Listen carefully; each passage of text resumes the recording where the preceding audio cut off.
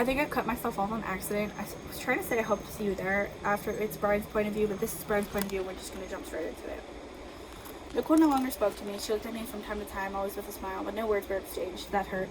Mom said Nicole was the only girl in the world who deserved me, but what about what I deserve? I don't mean to sound selfish, but did I really earn this? Looking back, I see it was pretty selfish, but was I that low? I regretted arguing with her, making her cry, and making her feel like we shouldn't be friends. Mom was right. Nicole shouldn't have had to choose. I pulled the notebook over to me and I flipped through the pages. My handwriting was all over the pages. I never wrote on the same page twice, even if there was room for another letter. I walked over to my desk, grabbing a pen and sitting down. Dear Nicole, I know I messed up and I was selfish. I feel awful. I let my emotions get the best of me, which ended up pushing you away. I miss you like crazy, and I know you're probably feeling the same way. I know things between us will probably never be the same, but there's some things I've always wanted to tell you. On paper, I have, thousands of times, millions maybe. And I know there's one thing on my mind, you. I think about what we could have been had I not ruined us. I wish I could go back in time so I could tell myself that there was nothing to be jealous about. There was nothing to worry about. I failed to see you as a person and failed to keep my promise to myself that I would never hurt you. In a way, I guess I kept it because I would never intentionally hurt you. Either way, you ended up hurt. I hope you know I was hurt too, but I shouldn't be. I hurt myself. I did it to myself. I'm so sorry I couldn't see through my jealousy and selfishness. I never thought of myself that way until I lost you. I will always love you, and no matter what, I am on your side.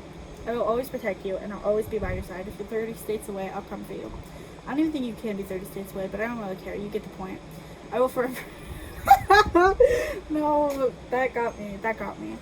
I will forever love you, and I wish I could have said something before messing us up. I guess it was best this way, though. By not saying anything, we were messed up anyways. I'm sorry, and I love you so much. Words can't express my love for you. I doubt actions could either. Love, Bryan. I don't think that's in my book, The Letters. I don't think I included that one. So that's a special edition, and I really like that one. It's actually really cute.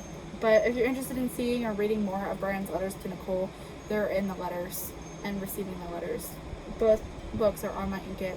Link is below in the description. I put the notebook away, tucking it safely away.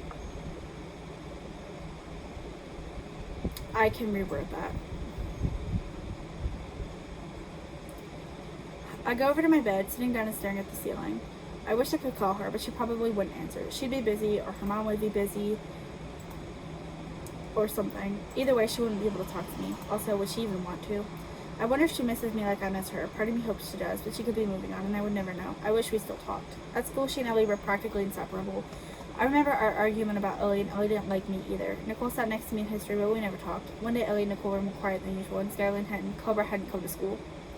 I sat with Anna. She sat by herself usually, and we both got along well. Hey, she smiles. Have you heard about Skylene? I have an idea. Anna looks at her sandwich for a minute. She overdosed last night. They say she was trying to be cool. Her parents must have been shocked I've seen her like that. Glad they found her. I hope she was just experimenting. We picked through our lunches. Nicole and Ellie are at their usual table. Suddenly we hear fighting, and I turn my seat to see Ellie beating a girl up. The girl was pleading for Ellie to stop, and blood was coming out of her nose. The lunch lady separated them, and Ellie left the cafeteria fuming. Anna sat with a shocked expression on her face before smiling. Damn, she's good at fighting. I smirk, and lunch eventually ends. Ellie was in history, but the other girl wasn't. I wonder what happened. Ellie's not the kind of girl to pick fights. I couldn't ask either. Over the next week, the rumors got worse about Skylene. I heard she was making a good recovery, and she and Cobra were back in school one day. Anna nudged me when Eli came walking in, nodding to Cobra and taking his seat. I heard Eli was selling them weed. It was weird to think about. These were 11 and 12-year-olds. Why would they be interested in drugs at such a young age? People swarmed Skyline's desk, asking why she was doing drugs in the first place. She was confused, looking at the big circle around her desk and about to ask what they meant before she went, "Oh yeah, it was just for fun." I saw her sneak a glance over at her brother, who was sitting with his head on his desk. Eli was leaning his head on his fist and looking at the clock, and Skyline was continuing.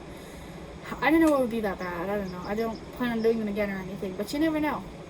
What'd you use? Someone asks, and Skyline looks at the ground. I don't remember. Dad threw him out. Not that I can blame him. He probably hates himself.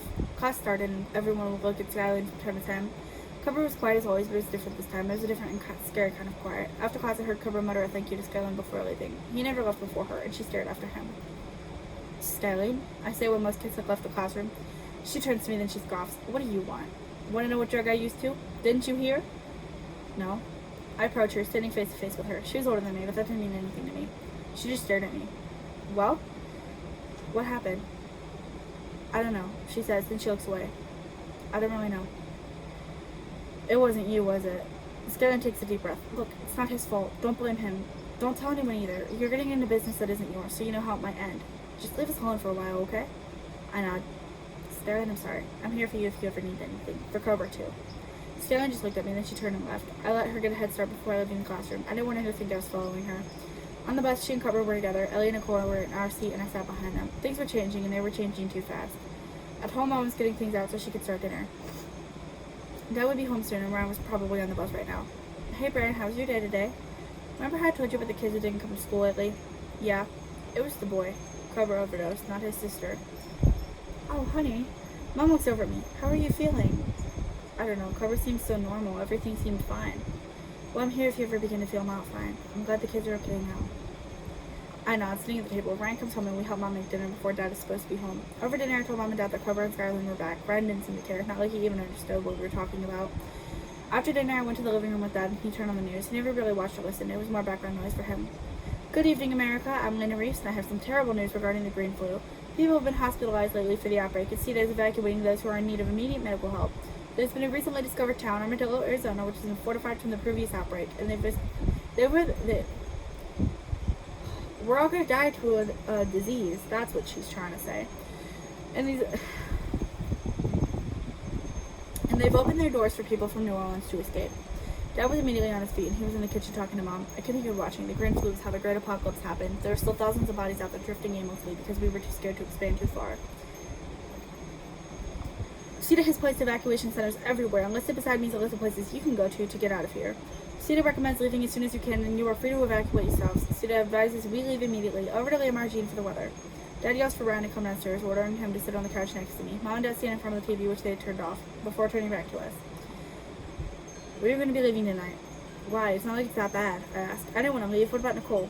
I know it doesn't seem like that, Mom says, but we have to get out of here. It's better to be safe than sorry, you know? I sigh. We want you boys to pack some stuff you can't live without. We'll fit what we can in the car. It'll be like a long road trip, Dad says. I don't like road trips. Okay, I do, but I don't like this one. We'll be in Armadillo by tomorrow night, hopefully. Go pack your things, Dad orders. Ryan and I go to our rooms, put together a few bags and suitcases. I pack clothes and other stuff, but I also slide my notebook into the pocket of the backpack I would have for things to do.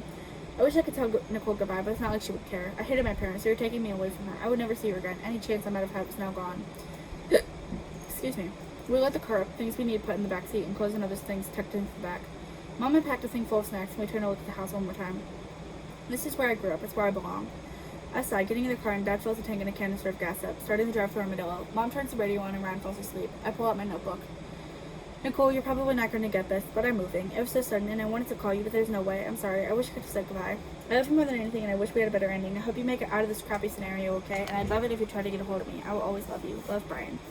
Fun fact, Bryan has a really cute line in the letters where he's like, the thing I can't live without is in a house a couple blocks away. So that was really cute. But anyways, we passed through Dallas, Texas, and I admire the sights. Not many people travel the country, I guess you could say. I watched out the window for the remainder of the ride, and we were suddenly backed up. A small booth was on the side of the dirt road, and someone was allowing cars to go in one at a time. On the other side, there was an exit. The cars were pulling around and then parking in the big spot. Another booth was set up, and someone was collecting car keys. When Dad got to the booth, the short one smiled at him. Hello, welcome to Armadillo. Before you guys can officially be registered, are you okay without having your car? It'll be parked over in that lot, and your keys will be surrendered to us.